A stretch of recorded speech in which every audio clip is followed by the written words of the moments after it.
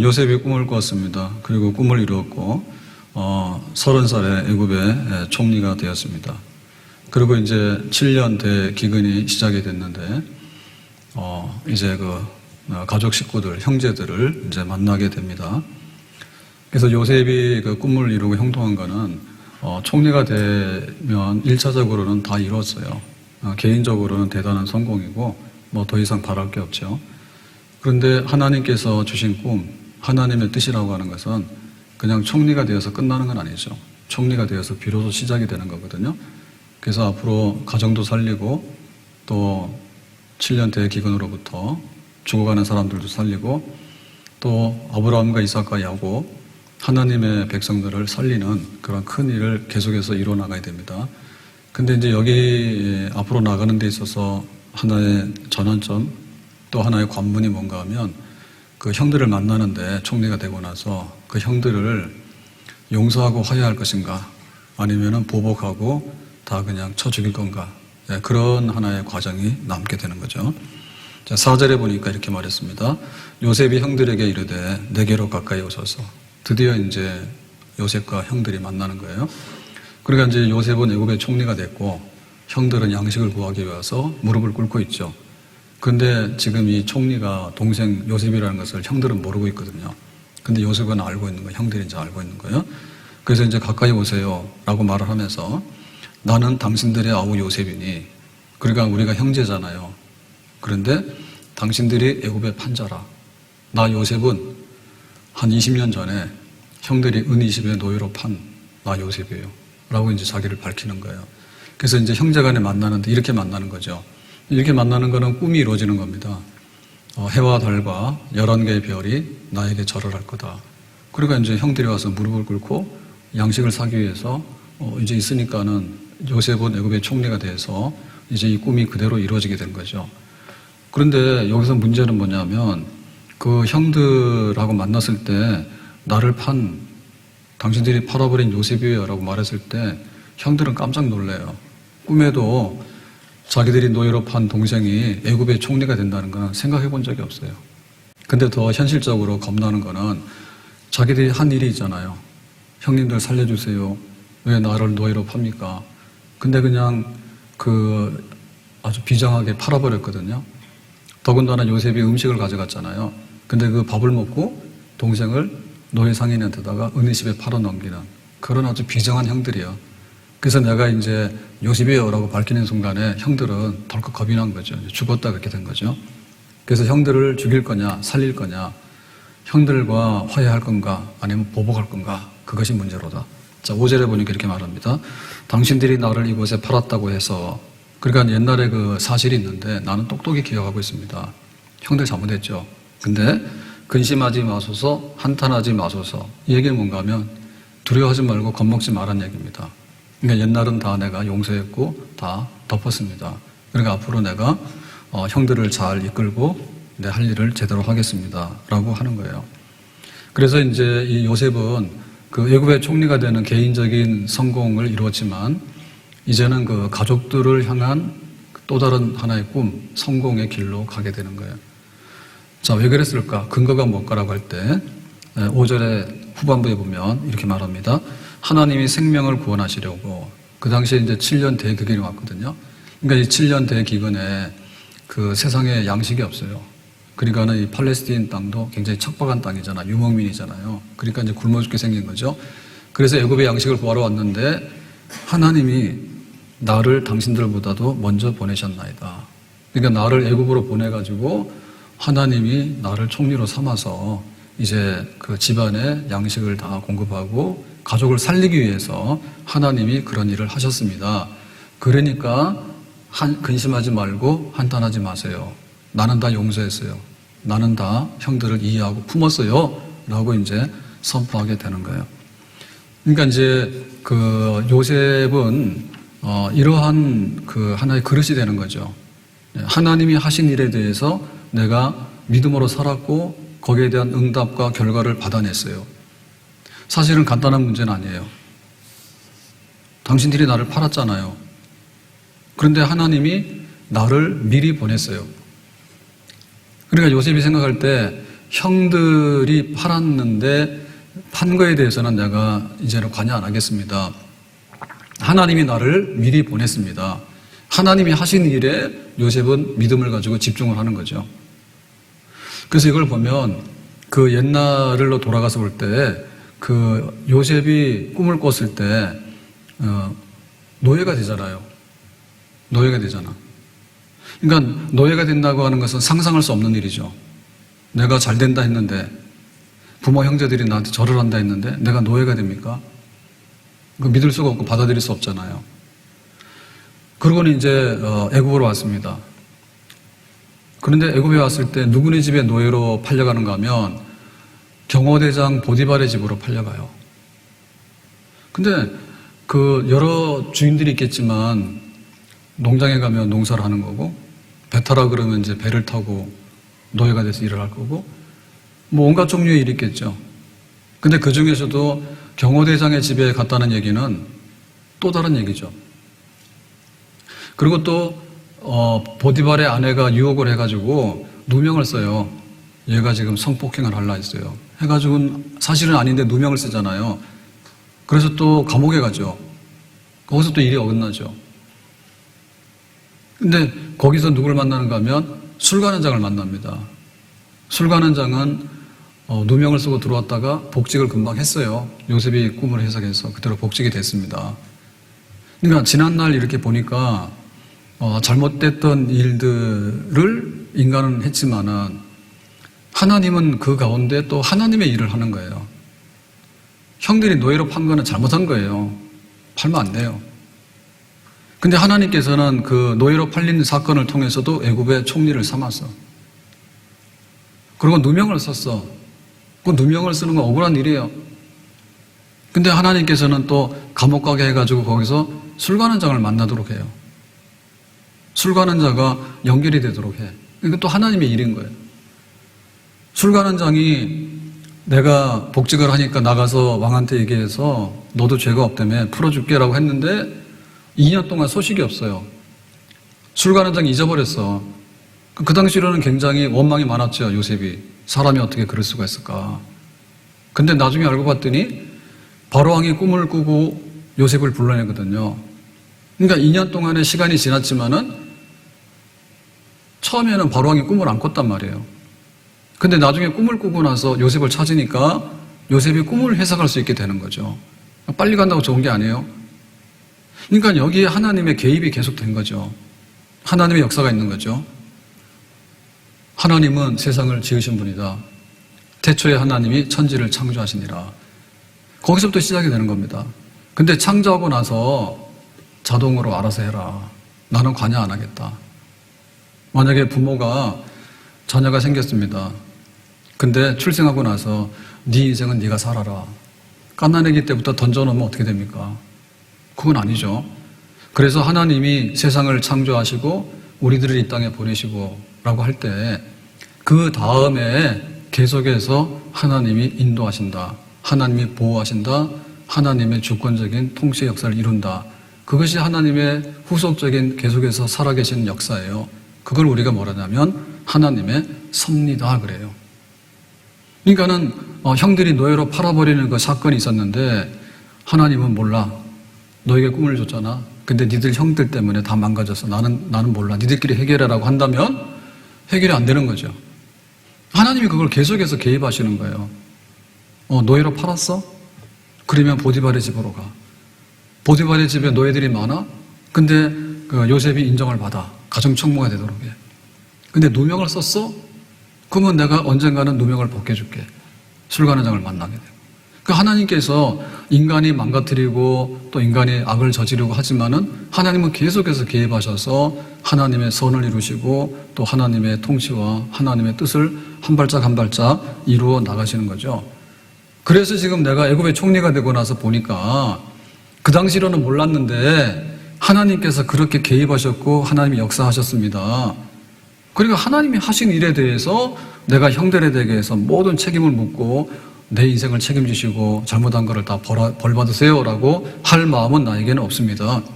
주님의 뜻을 이루소서 주님 발 앞에 엎드리니 진흙과 같은 날 빚으사 주님의 형상 만드소서. 다시 주님의 뜻을 이루소서. 주님 발 앞에 엎드리니 진흙과 같은 날 빚으사 주님의 형상 만드소서. 그 당시로는 이해할 수가 없어요. 이 사건을 어떻게 풀어야 될지를 몰라요. 그리고 이것이 시간이 얼마나 걸릴지도 몰라요. 어떻게 노예로 형들은 팔았는데 하나님은 그거를 애굽의 총리로 세우는지 도대체 방법이 생각이 안 나요. 그런데 인간은 악을 저지르다도 하나님께서는 계속해서 주신 꿈이 망가지지 않도록 그 꿈을 한 단계 한 단계 이렇게 이루어내게 된 거죠. 그래서 결과적으로 볼 때 어떠냐면, 형들 고마워요. 형들이 한 건 잘못된 거예요. 근데 형들이 노예로 팔아버렸잖아요. 만약에 집에 있었으면 어떻게 될까요? 야곱의 아들이 12인데 요셉은 11번째거든요. 아버지가 굉장히 사랑을 많이 했다고. 그러니까 다른 형들이 굉장히 요셉을 미워하는 거예요. 그러면 모르는 데서 막 요셉 데려다가 괴롭히겠죠.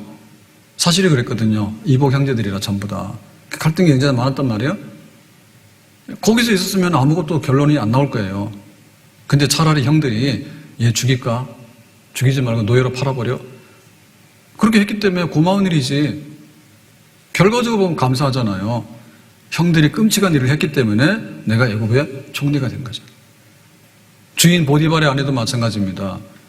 자기가 나를 유혹해서 자기가 성폭행하려 했는데 요셉이 성폭행하려 했다가 뒤집어 씌워가지고 누명을 씌웠잖아요. 근데 그것 때문에 누명을 쓰고 감옥을 갔는데 감옥 가가지고 술관원장을 만났잖아. 요셉은 노예 신분인데 바로왕을 섬기는 이 아주 제일 중요한 측근 중에 하나가 술관원장인데 어떻게 술관원장을 알고 만날 수가 있어요? 그러니까는 보디발의 아내도 당신 누명을 씌워준 것을 고마워. 내가 고생을 했지만 당신 때문에 술관원장을 만나게 됐잖아, 감옥에서. 술관원장, 당신은 복직하면서 요셉 기다려. 내가 내일 가서 왕한테 말해가지고 내가 당신 금방 내가 감옥에서 나오도록 할게 라고 했는데 2년 동안 잊어버렸잖아. 그 당시로는 굉장히 원망했잖아요. 하루하루가 힘들고 어떻게 그렇게 약속을 잊어버리고 그럴까라고 했는데 2년 동안 잊어버려서 바로왕이 꿈을 꾸니까 그때 요셉이 나가서 왕의 꿈을 해석하잖아요. 그러니까 2년 동안 나를 잊은 것에 대해서 원망할 게 아니라 고맙고 감사한 일이네, 결과적으로 보니까. 그러니까는 보이지 않더라도 믿는 것이고 잡히지 않더라도 믿는 것이고 내 생각과 다르더라도 믿는 것이고 내 날짜와 내 시간표하고 다르더라도 하나님을 믿고 신뢰하고 나가는 것이죠. 참새 한 마리가 날고 떨어지는 것도 자동으로 지들끼리 알아서 하는 게 아니라 하나님께서 최종적으로 결제를 하면 된다. 사람의 머리카락이 하루에도 수십 개가 나가고 들어오고 하거든요.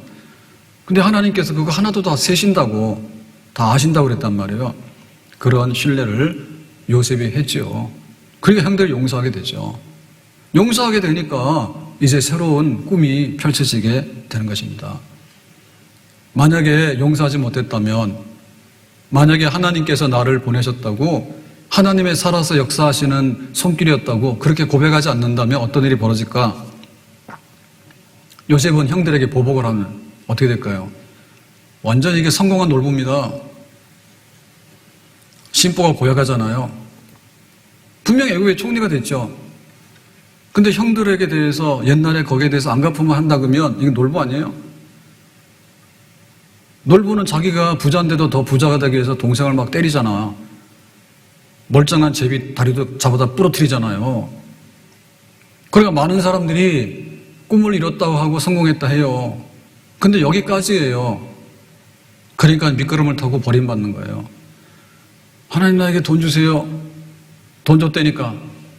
그러니까 교회를 안 오는 거예요. 왜 안 오냐 했더니 돈 쓰러 다니기 바빠요. 죽겠다 해서 하나님 살려주셨다니까. 힘이 막 나는 거예요. 왜 그러냐 했더니 죄짓기 바쁜 거예요. 힘이 있어가지고.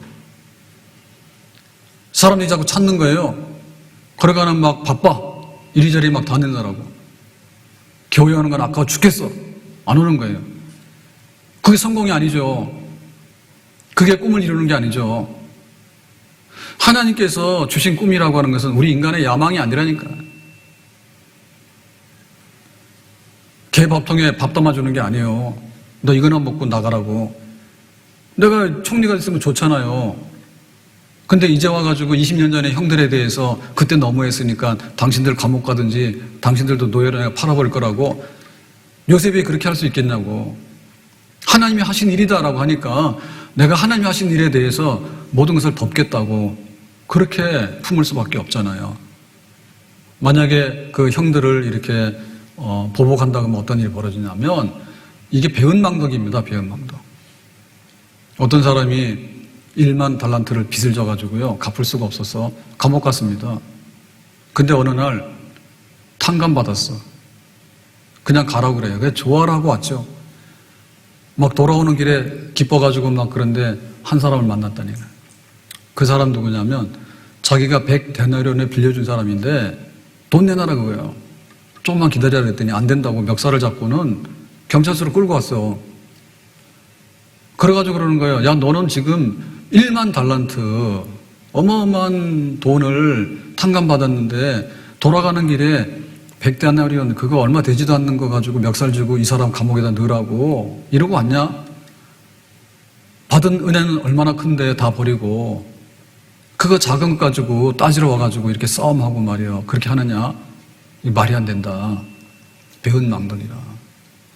하나님께서 우리에게 주신 그 은혜를 생각해 보면 100가지 1000가지 받았단 말이에요.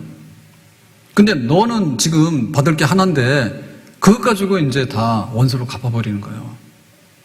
그걸 생각 못해. 그 크신 하나님의 사랑 말로도 할 수 없네. 하늘을 두루마리 삼고 바다를 먹물 삼아도 다 기록할 수 없도다.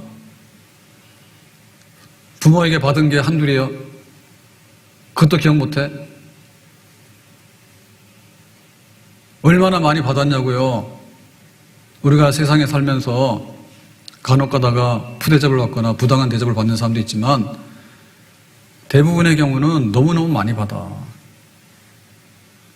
전철 타면은 요금은 내죠. 근데 없으면은 걸어 다닐 거요?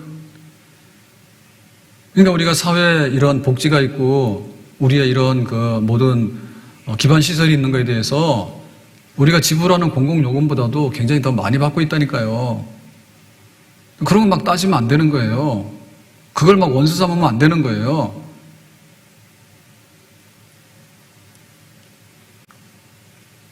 비가 오면은 골짜기에 물이 흘러.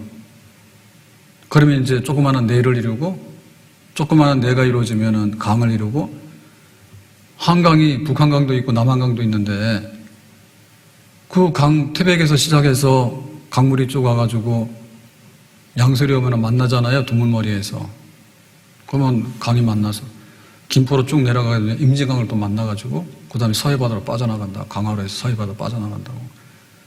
그래서 하나님이 주신 거는 보면 나중에 서해바다처럼 그렇게 망망대해를 이뤘는데 그 물 한 방울 가지고 밥 한 그릇 가지고 막 원수 갚는다 그러고 막 싸우고 하는데 살벌하거든요. 그러면 세상 못 사는 세상이지. 그런 사람이 무슨 꿈을 이뤄? 나라가 발전되기 위해서는 경쟁을 해야 돼요. 근데 대통령 선거 안에는 난리법석이에요. 정말 막 있는 거 다 털어가지고요. 막 상대방을 막 껍데기 벗겨가지고요. 망신을 주고요. 막 욕을 하고요. 그렇게 어떻게 이거를 지금 서로 좀 사랑하고 용서하고 그런 새 나라를 만들 것인가 이런 경쟁도 하긴 하지만 그것보다는 파괴적이고 헐뜯어서 그냥 매장시키려고 하는 걸 많이 해. 꼴도 보기 싫다니까. 정치하는 사람들 말이에요. 예, 거기에 막 옆에서 막 거드는 사람들 있잖아요. 언론들이나 주변에 그 패거리들이 있잖아요. 그러니까는 배은망덕의 세상을 자꾸 만들어가는 거예요. 너무 고맙다고, 그리고 앞으로 더 잘하자고. 이렇게 하면 얼마나 좋을까. 근데 내가 총리가 됐어? 근데 형들이 옛날에 잘못했어? 하나님께서 주신 게 너무 큰데 그거를 막 끄집어내가지고 다 엎어버리게 되면은 하나님의 뜻이 더 이상 이루어질 수는 없는 거죠. 더군다나 하나님께서 나를 미리 보냈다고 요셉은 얘기하잖아요. 형들이 노예로 판 사건은 나에게 중요한 게 아니에요. 하나님이 나를 미리 보낸 거예요. 하나님의 거룩한 역사를 자기는 요셉은 보고 있는 거죠. 경험을 한 거죠. 그래서 성공 중에서도 1차 성공이 뭐냐면 나 개인이 잘 되는 거예요. 근데 두 번째 성공이 뭐냐면 가문을 빛내고 가족들을 살리는 거야.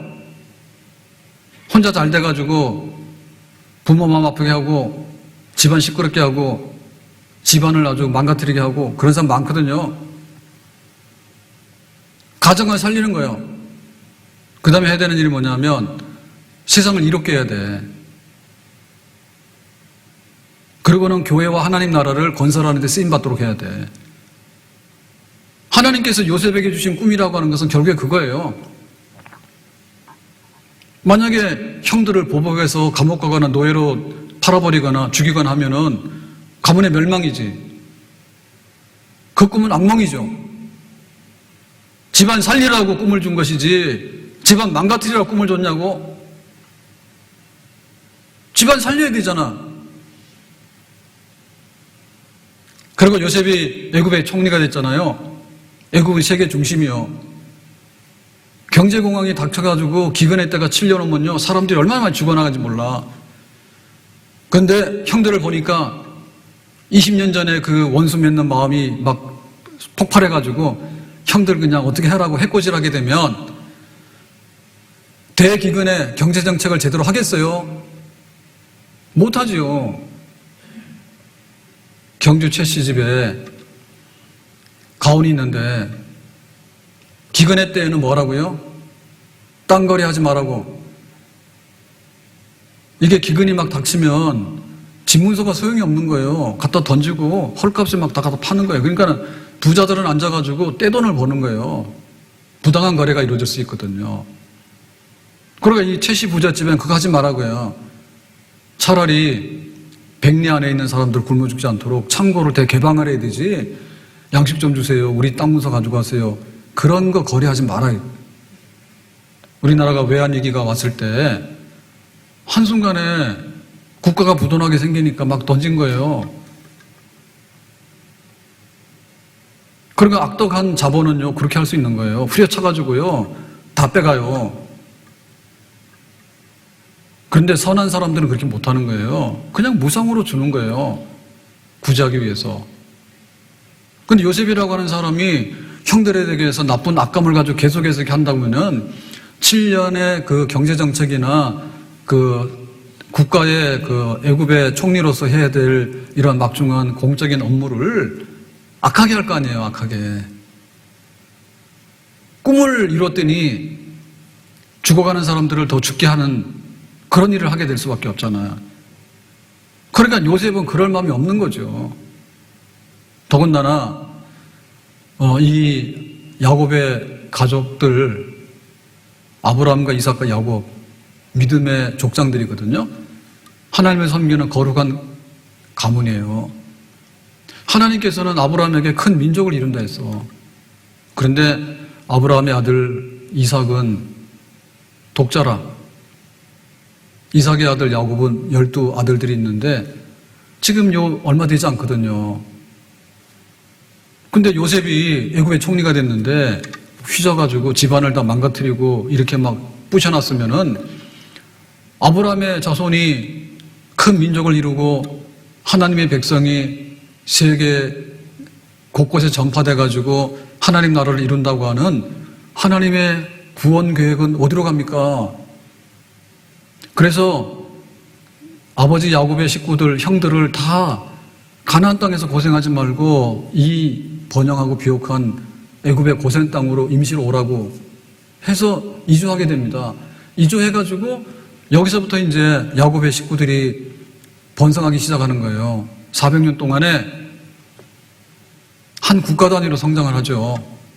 하나님께서 그런 일을 이루시는데 그게 하나님의 섭리거든요. 하나님은 살아서 역사에 있어서 지금도 계속해서 개입하고 계시는 거예요. 만들어 가시는 거예요. 하나님의 선한 뜻을. 그리고 요셉이 그걸 알아차렸단 말이에요. 그러니까 앞으로 하나님 우리 가정과 그 다음에 이 애굽의 전역에 있는 모든 사람들과 오고 오는 세대의 하나님의 자손들, 아브라함의 자손들이 어떻게 하나님 나라를 이루어갈 것인가에 대해서 나에게 주어진 막중한 사명이 있고 나에게 책임이 있는데, 그것이 하나님께서 나에게 주신 꿈이라고, 그것이 나에게 주신 꿈이지, 내가 애굽의 총리가 돼가지고 형들 옛날에 그런 일이 있었으니까 이제는 내가 뭔가 좀 해야 되겠습니다라고 해코지 할 마음은 전혀 없는 것이죠. 전혀 없는 겁니다. 에스더가 왕후가 됐어요. 그러니까는 어느 날 왕후가 폐위돼가지고 새로운 왕후를 뽑는다는데 자기가 된 거예요. 그래서 자기 잘난 줄 알고 또 자기는 굉장히 행운인 줄 알았죠. 근데 사촌 모로드게가 연락이 왔습니다. 지금 이만 해가지고 유대인들이 학살당하게 생겼다고 다. 너 우리 유대인이잖아. 하나님 백성이잖아. 그러니까 왕에게 가서 빨리 알려가지고 사람들 다 구명하라고. 그랬더니 에스더가 놀랬죠. 내가 유대인인 것을 밝히게 되면 지금 유대인들이 다 죽게 생겼는데 나 죽어요? 못해요 라고 했잖아. 그랬더니 모로드게가 뭐라 합니까? 네가 왕후가 된 것은 이때를 위함이 아닌지 누가 아느냐. 딱 집어서 얘기하는데 네가 이뻐서 그런 것도 아니고 운이 좋아서 그런 것도 아니고 하나님께서 미리 궁궐로 왕후의 자리에 보내가지고 유대인들 살리라고, 동족들을 살리라고 거기다 갖다 놓는 거야. 알았어? 알겠습니다 해서, 그러면 내가 죽으면 죽으리라 하고 기도하고 왕에게 나가겠습니다 라고 한 거죠. 하나님께서 어떻게 역사하시는가에 대해서 받아들이는 것이 진짜 꿈을 이뤄나가는 비결입니다. 아멘. 바울이 이방인의 구원을 위해서 사도로 부름을 받았습니다. 너는 택한 그릇이라고, 로마까지 가서 복음을 전할 거라고. 그래서 바울은 나름대로 열심히 이제 일을 했어요. 근데 이제 2차 선교를 하는데 준비를 얼마나 많이 했는지 이번에는 저쪽에 흑해 쪽으로도, 그 터키의 북부 지방으로도 가겠다고 그랬는데 길이 막히는 거예요. 그 자기 몸이 병이 났어. 그 도무지 이게 일이 진전이 안 이루어져가지고 들어와 트로이에서 이제 하나님께 기도를 합니다. 하나님 이게 어떻게 된 겁니까? 라고 했더니 하나님께서 야, 아시아 그만두고 배 타고 네아폴리 유럽으로 가라고. 하나님께서 유럽이라고 하는 선교의 새로운 땅을 보여주시는 거예요. 그러니까는 바울이 알겠다고. 그러니까는 바울이 아무리 자기가 계획을 하고 자기 마음에 의지가 있더라도 하나님께서는 바울의 생각보다도 더 많은 것을 생각하시고 더 넓은 세상을 보시고 더 필요한 것을 보시는 거죠. 그래서 알겠다고 그래서 그냥 순종해서 유럽으로 가게 됐어요. 하나님의 일하심에 대해서 항상 인정하는 사람이 로마를 보게 되고 하나님께서 주신 꿈을 이루는 복된 사람이 되는 줄로 믿습니다. 그래서 바울이 3차 선교를 마치고 예루살렘으로 왔는데 이방인을 데리고 성전 들어가서 성전을 더럽혔다고. 큰 죄거든요. 그러가는 막 바울을 죽이겠다 하니까 바울을 이렇게 보호하기 위해서 체포해가지고, 그래서 이제 무슨 혐의가 있나 싶어서 재판을 받게 되는데 총독부가 가이사랴에 있었어요. 그래 이제 가이사랴에 가서 재판을 받는데 벨릭스 총독이 재판해보니까 뭐 로마법으로 법을 위반한 게 없어요. 그러면 석방을 시켜야 되는데 유대인들이 바울을 죽이라고 하니까 정치적으로 석방을 못 시키는 거예요. 그래가지고 재판 연기하다가 자기는 가버렸어. 그래가지고 그 다음에 베스도 총독이 왔는데 베스도 총독도 마찬가지인 거예요. 재판해보니까 바울은 혐의가 없어요. 근데 풀어주지 않는 거예요. 그래서 바울이 안 되겠다 해가지고 로마 황제에게 내가 재판을 청구하겠습니다 라고 해서 배를 타고 로마로 재판을 받으러 가게 되는 거죠. 그러니까 바울이 그냥 이렇게 다니면서 복음만 막 전했으면은 바울은 그걸로 끝날 겁니다.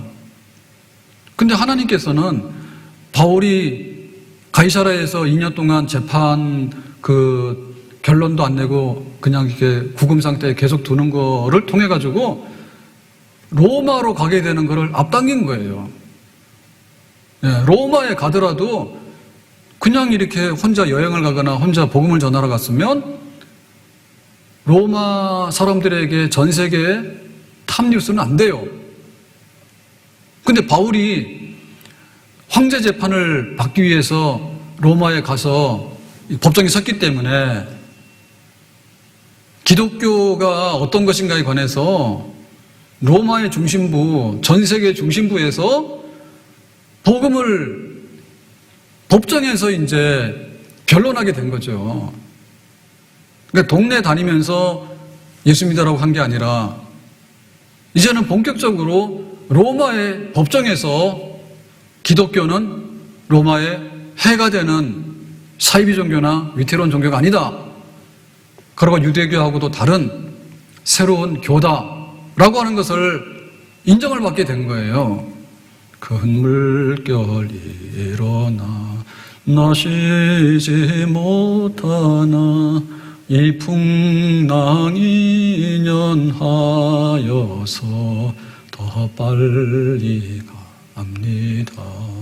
그러니까 하나님은 바울보다 더 빨리 가는 거예요. 로마를 보리라 했는데 바울 생각은 그냥 몰랐거든요. 근데 체포돼서 풀어주지 않고 계속해서 구려하는 바람에 이 잘못된 재판을 황제에다가 알릴 수가 있거든요. 그러는 바람에 기독교가 로마의 소개가 되는, 오히려 더 빨리 가게 되는 결과를 얻게 된 거죠. 그걸 왜 받아들여야 돼? 그걸 왜 믿고 신뢰를 해야 되는 거예요? 하나님은 살아서 역사하신다. 이게 시계인데 이거는 건전지로 갑니다. 근데 옛날 시계는 수동으로 이제 태엽을 감잖아요. 그럼 놔두면은 그냥 알아서 가는 거예요. 하나님은 이런 식으로 역사 안 하는 거예요. 하나님이 세상을 만드셨고 하나님이 요셉에게 꿈을 주셨는데 자동으로 감아놨으니까 알아서 프로그램대로 간다고 그렇게 안 한다니까요. 인간들이 와서 거기다 자꾸만 공격을 하게 되고 마귀가 와서 공격을 하게 되고 세상에는 눈 오는 날도 있고 비 오는 날도 있고 코로나가 터진 날도 있고 온갖 일들이 다 생겨가지고 이게 자동으로 돌아갈 수가 없어요.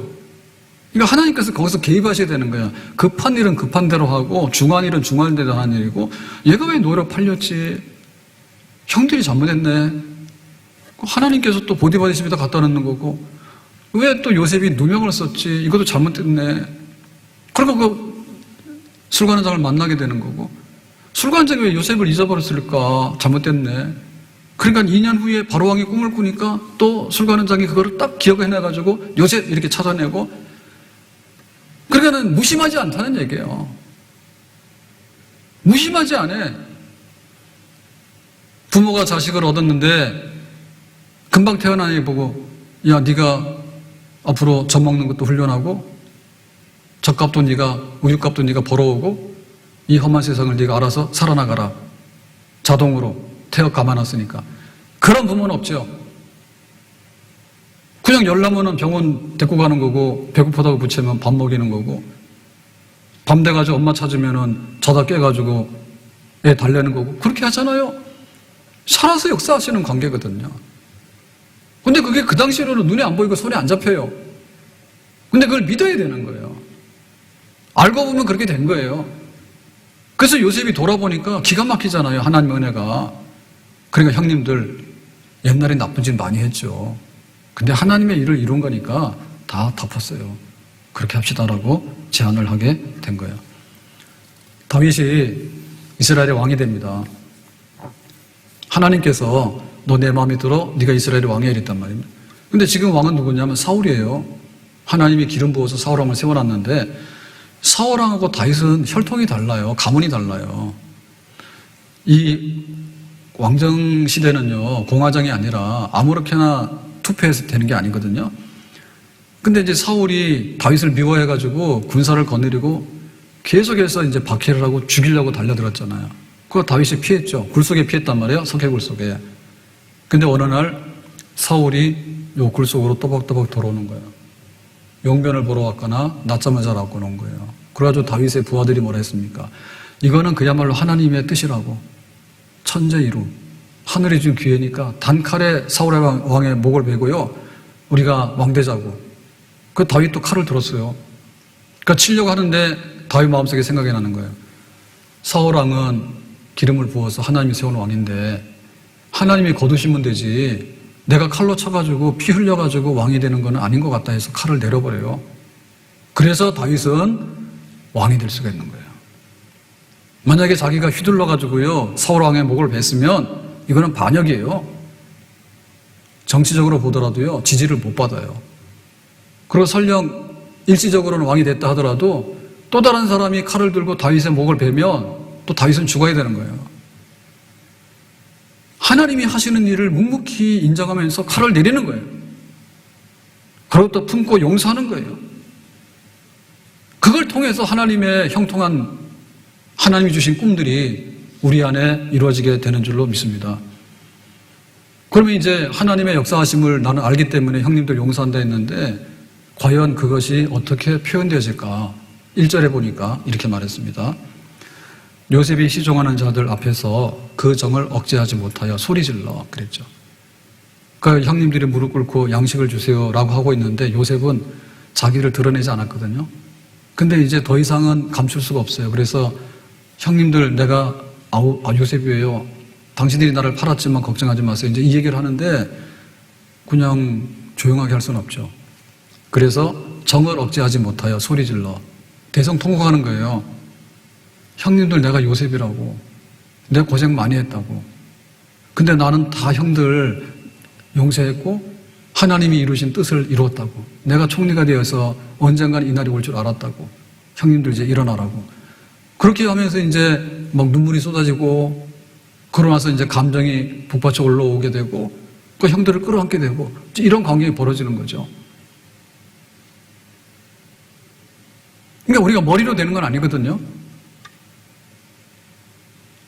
용서하고 화해하고 하라는 것이 머리로 되는 거 아니에요. 이론으로 되는 거 아니에요. 그래 남북이 안 되잖아요. 정치하는 사람들은요 안 되는 거예요. 자기 주장이 있기 때문에 안 되는 거예요. 근데 혈육의 정의라고 하는 것은요 그냥 되는 거예요. 혈육의 정은 이산가족 만나면 그냥 통하는 게 있는 거예요. 이게 이제 육신의 감정인 거예요. 이것이 일어나게 되면 우리가 미움도 하게 되고 사랑도 하게 되고 때로는 정죄하게 되고 때로는 용서하게 되고 화해하게 되고 이 감정의 변화가 일어나는 거예요. 그걸 겪어야 되는 거예요. 우리가 돌처럼 가만히 있다 그러면 안 되죠. 중학교 애들이 무섭잖아요. 그래서 옛날에는 동중 애들이나 애들이 오면은 교회 마당 밑에 가서 패싸움 했거든요. 그래가지고 둘이서 싸우면 옆에서 다 구경하고 짬을 정하는지. 요즘은 바빠서 여기까지 안 와요. 성당 마당에서 싸워. 대낮에도 싸워. 한 2시쯤, 2시 반쯤에 가는데 한 10명, 10대명이 둘러서가지고 야, 뭐 그러면 돼 이러는데 둘이서 이제 우통 벗었어. 야, 너 옷 벗어 그러니까 옷 벗더라고. 둘이서 싸우는 거야 이제. 옆에는 구경하는 거야 친구들이. 싸우면 안 되지 그러는데 그게 아니야. 웃으면서 누가 이기는지 보는 거예요. 잔인해. 야, 그럼 안경도 벗어 그러니까 안경 벗더라고. 그래서 내가 얘들 여기서 그러면 안 돼 그랬더니 아저씨 뭐예요? 막 이러더라고. 이 감정이 일어나면 막 싸우는 거야 애들이 주먹을 쥐고서. 근데 반대 감정이 일어나면 어떻게 됩니까? 그냥 우리 친구하자 그러고 화해하고 손잡는 거예요. 반대 감정이 일어나면. 되는 사람은 좋은 감정이 일어납니다. 좋은 감정이. 부모님 고마워요. 선생님 고마워요. 좋은 날 주셔서 고마워요. 우리가 많은 이런 공공 혜택을 누리고 사는데 고마워요. 전철 요금 내지만 전철 없으면 전철이 다니는가요? 걸어갈 거예요? 자기 차 운전하고 갈 거예요? 생각해보면 우리 속에 그런 감정이 일어나야 되거든요. 좋은 쪽으로 용서하고 화해하고 하나님께서 이루시는 뜻이 있으니까 힘을 합치자고. 그거 일어나야 되는 계속 감정적으로. 근데 이 결정적인 건 뭐냐면 억누를 수 없이 폭발하는 육신의 정의 있듯이 성령께서 우리 속에 터뜨리는 성령의 강력한 역사가 있단 말이에요. 하나님 영이 우리 속에 그렇게 하도록 우리를 붙들어가지고 만들어내는 게 있단 말이에요. 악령이 들어오면은요, 마귀짓 하는 거죠. 악령.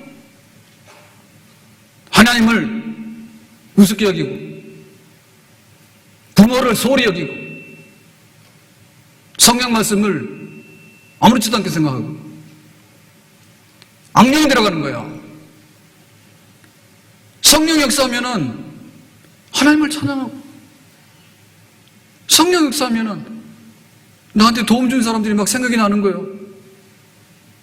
성령 역사하면은 병원도 있지, 전철도 다니지. 너무 고마운 거예요. 성령의 강력한 역사 속에서 우리는 감동을 받아서 주체할 수 없이 그냥 내가 용서하고 품고 고맙다고 말할 수 있는 그런 영의 경험을 해야지 될 줄로 믿습니다. 요셉은 그걸 한 거예요. 이론적으로 아무리 내가 형들이 이해한다 하더라도요, 안 돼요. 근데 막상 형들을 만나니까 대성통곡하면서 하나님이 하신 일이고 하나님이 베푸신 은혜가 너무 크니까 형님들 그냥 우리 같이 살자고 그렇게 손잡아버리고 품어버리게 되는 것이죠. 내 영혼의 그 깊은 데서 맑은 가락이 울려나네. 다 같이. 하늘 곡조가 언제나 흘러나와 내 영혼을 고이 싸네. 평화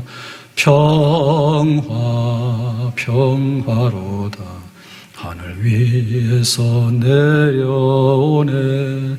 그 사랑의 물결이 영원토록 내 영혼을 덮으소서. 평화로다. 하늘 위에서 내려오네. 그 사랑의 물결이 영원토록 내 영혼을 덮으소서. 예수님께서 십자가에서 죽으시면서 십자가상에서 7원 7마디 하셨는데 그 중에 하나가 뭐냐면 저들의 죄를 용서하라고. 지금 예수님께서 커피 마시고 있어요? 지금 식당에서 배불러가지고 저들의 죄를 용서하라는 거예요? 배불러서? 아니요. 십자가에서 못 박혀서 지금 피가 쏟아져가지고 지금 정신이 가물가물하고 그 다음에 진액이 빠져나가면서 죽어가는 겁니다. 지금 가장 고통스러운 죽음이에요. 근데 정신이 너무너무 말똥한 거예요. 그래가지고는 저들의 죄를 용서해달라고. 이게 사람이 하는 거예요? 못하는 거지. 아파 죽겠는데 뭘 용서를 해? 쟤네들 원수 갚으라 하고 싶지. 근데 예수님께서 인간의 몸으로 이 땅에 오셨을 때 하나님의 아들로서 일을 하시는데 그거는 인성만 가지고 한 게 아니에요. 성령을 물 붓듯이 부었다. 40일 금식 기도하고 나서 요단강에서 성령이 비둘기같이 임하는데 그 공생애를 들어오는 순간부터 예수님에게는 성령을 물같이 부으시는 성부성자 성령, 아버지와 아들과 성령이 함께하는 떨어진 적이 없는 강력한 성령 역사가 예수님에게 나타나요. 그러니까 예수님께서 말씀하실 때 권세가 있는 것이고 귀신 나가라니까 귀신 나간 거고 풍랑 조용하라니까 잠잠해지게 되는 거고 죽은 자들 살려내는 역사 있는 거죠. 성령께서. 그러니까 마지막에 하시는 성령의 역사가 뭐냐면 저들의 죄를 용서해 주세요 라고 하는 거예요. 육신을 하는 게 아니죠. 하나님 성령께서 세상 죄를 지고 간 어린 양으로서 지금 예수님 죽어가시는데 쟤네들 죄 때문에 내가 죽는다고 아파 죽겠다고 그렇게 하면은 예수님의 십자가의 대속은 대속이 아니에요. 원망하다가 운 없어가지고 대신 짊어지고 죽는 거지. 근데 저들의 죄를 사하기 위해서 내가 죽고 있으니까 하나님 나에게 힘을 주세요. 근데 나의 죽음이 헛되지 않게 하나님 아버지와 내가 화평하게 해주세요. 하나님과 죄인이 화평하게 해주세요. 싸우는 사람들끼리 서로 간에 화평하게 해주세요. 그게 바로 하나님 아버지가 나에게 이루시기 원하는 뜻이에요. 그래야 십자가에서 이 마지막 뜻을 이루는데 성령께서 물 붓듯이 부어주신 은혜가 있기 때문에 예수님 아프지? 지금 정신이 혼미하죠? 마지막 심장의 박동이 빨라지죠? 근데 저들의 죄를 용서해달라고 성령께서 하시는 일대로 그대로 표현하잖아요. 꿈을 이뤄라. 용서해라. 꿈을 이루어라. 하나님이 하신 일에 대해서 내가 튼다고 해서 틀어질 일이 아니거든요. 하나님이 하신 일에 대해서 하나님이 하시는 대로 나는 맡기는 거예요.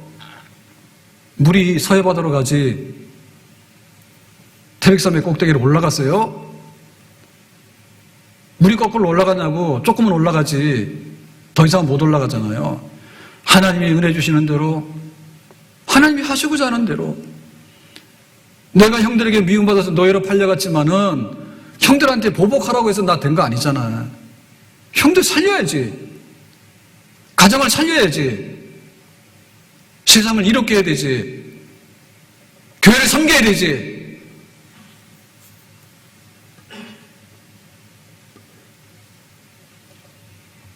놀부가 성공한 겁니까? 부모 형제를 등지는 게 성공한 거예요? 교회를 등지는 게 성공한 거예요? 세상에 일하고 돈 받은 게 무슨 공로가 돼요? 네 노동값 받은 거지? 정말 예배자로서 살면서 하나님의 교회를 섬기면서 그렇게 하나님께서 주신 꿈을 이뤄나가는 거, 그것이 꿈의 성취고 그것이 바로 성공입니다. 성령께서 시키는 대로 하자예요. 아멘? 한 해 동안에 꿈을 이루고 형통하기를 원하면 성령께서 감동 주시는 대로 하라고 합니다.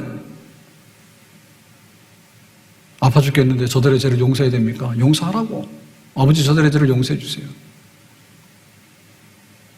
다윗이 칼을 들었다고 해서 칼 내려놓으라고. 알겠습니다. 칼 내려놓는 거.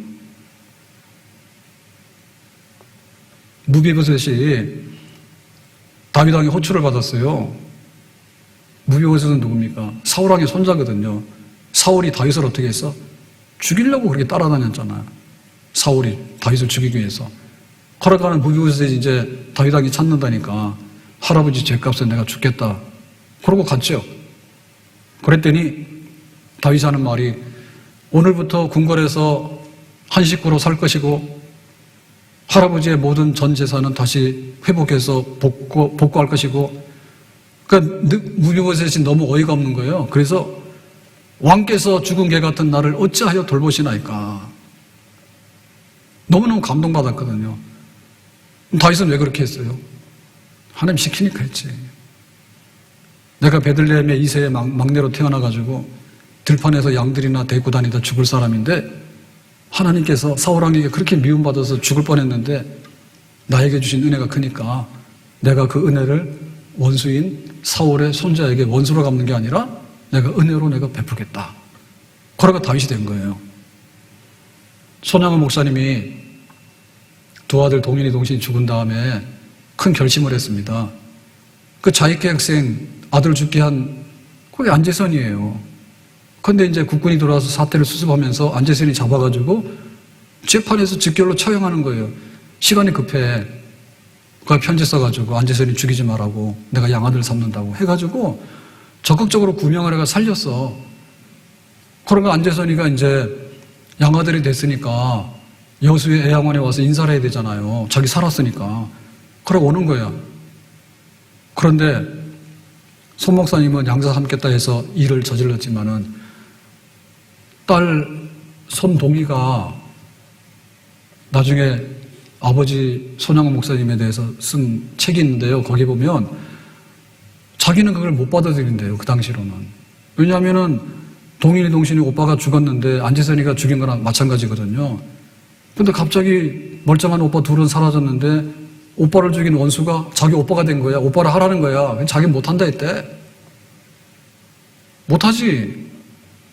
더 문제는 뭐냐면 사모님이요. 목사님이야 다 양아들 삼았지만은 사모님은 또 뭐예요? 멀쩡한 두 아들 죽게 한 안재선이가 자기 아들이 됐잖아요. 그래 인사하러 온대잖아 지금. 피할 수도 없잖아요. 그래도 온다는 거야 지금. 그래서 사모님이 이제 이랬대요. 큰일 났다고. 어쩌면 좋냐고. 그래서 하나님, 근데 내과에서 빨리를 하고 있었는데 안재선이 나타나서 오는 거예요. 그래서 뭐라 합니까 그거를? 그가 그랬대요. 내 아들 제사나 하고 손잡았대. 그 원수지 어떻게 아들이요? 근데 내 아들 제사나 하고 손잡아버렸대. 그랬더니 되더래. 하나님께서 성령으로 시키는 일을 우리가 순종해서 용서하고 하나님이 하신 일이 이루어졌으니까 우리가 다 덮읍시다라고 나가는 사람이 꿈을 이루는데 나 개인의 꿈이 아니라 가정의 꿈을 이루고 교회의 꿈을 이루고 이 땅을 하나님 나라로 만드는데 크게 쓰임받는 꿈을 성취하는 진정한 복 있는 사람이 되는 줄로 믿습니다. 그 꿈을 이뤄나가자요. 그 꿈을. 나의 마지막 꿈이 놀부요? 얼마나 배 터지게 먹을래? 나의 마지막 꿈이 뭐예요? 주님 사랑하고 교회를 사랑하고 형제들 우애하고 부모 형제 섬기면서 살아가는 거. 그 꿈을 향해서 믿음으로 나가는 그 꿈을 진짜 이루어드리는 진짜 요셉의 형통함을 우리 모두가 누릴 수 있기를 예수님의 이름으로 축복합니다. 기도합니다. 오늘 주신 말씀과 같이 요셉이 하나님의 섭리를 믿고 따라가서 형들을 다 품고 용서하고 화해함으로 인해서 가정도 살리고 앞으로 큰 꿈을 이루는 복 있는 사람 되었습니다. 우리도 이렇게 되기를 원합니다. 예수님의 이름으로 기도합나이다. 아멘.